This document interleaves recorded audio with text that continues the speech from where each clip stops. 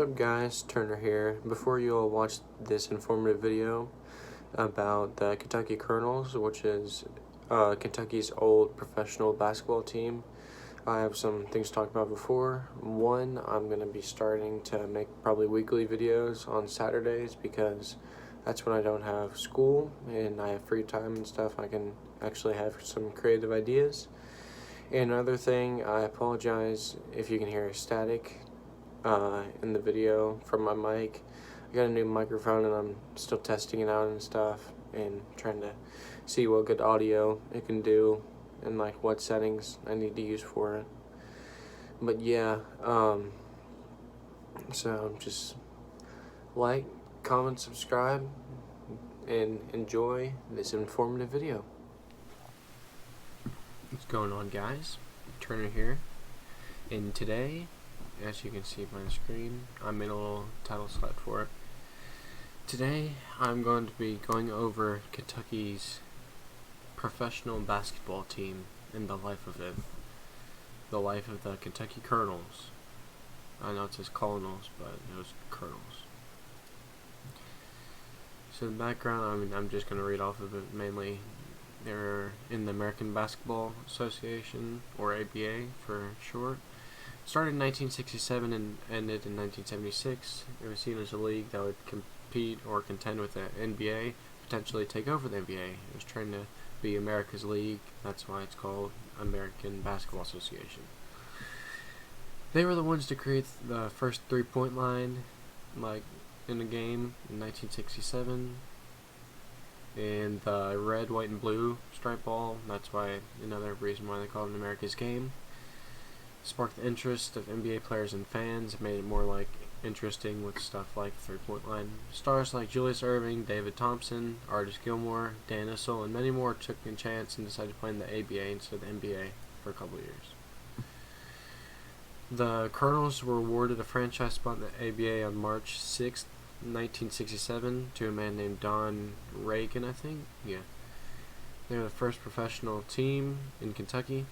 This was a big step, considering the competition of Kentucky versus Louisville was not at its peak yet, as it is today. The Colonels played in downtown Louisville and at the State Fairgrounds. They sparked interest from the start, and as they based a lot of draft picks around guys in the Kentucky or SEC conference area.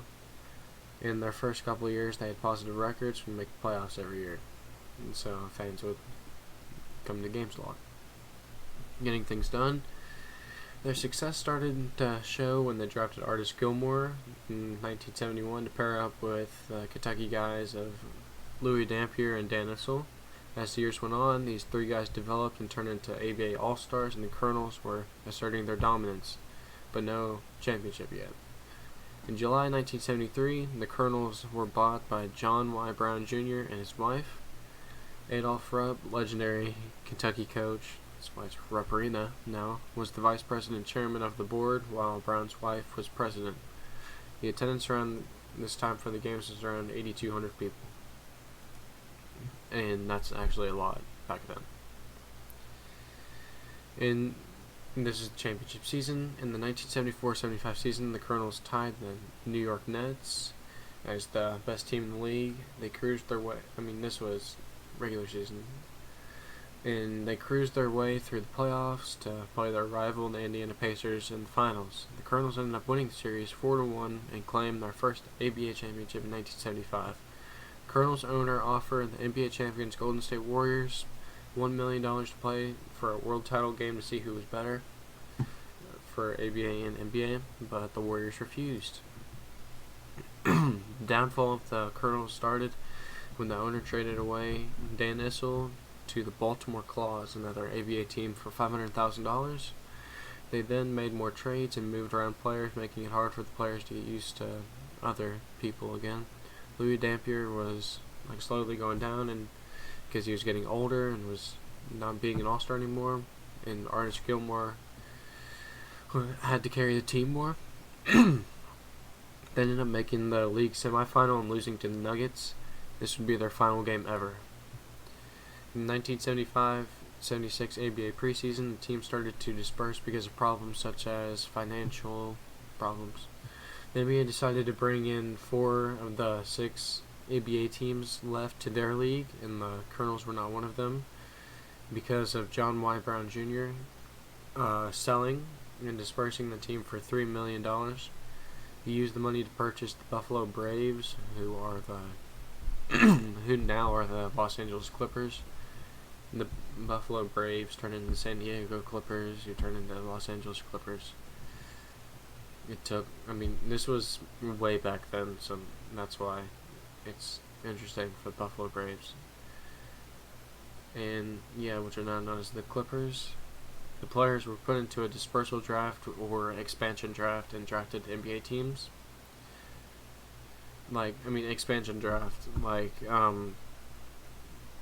yeah, just if Brown had not been greedy and wanted money, the Colonels would still be alive and well in the NBA in Louisville. There have been talks about a team forming again in Louisville, and I would be amazed if it were to happen. I've always been an NBA fan since I was in grade school, and the closest NBA team to me is like 2.5 hours away, which is the Pacers.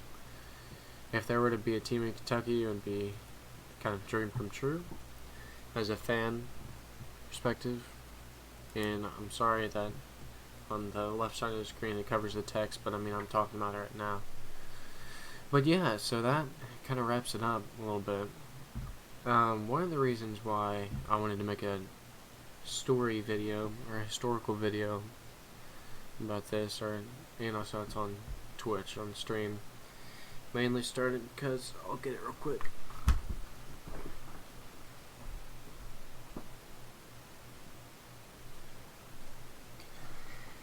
I got this from my great grandpa's house.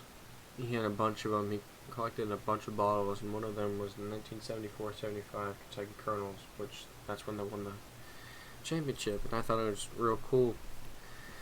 And I wanted to do some research on them, and I was thinking that, a lot of my viewers are from the Kentucky area, and they don't, none of us have really known too much about the Kentucky Colonels and how there is a professional basketball team in Kentucky. And so yeah, I wanted to make an informative video about it. But yeah, I sure hope that there can possibly be a new team in Kentucky, and hopefully people watch this and are inspired to do it. So yeah, hope you all like the video. Like, comment, subscribe, and peace.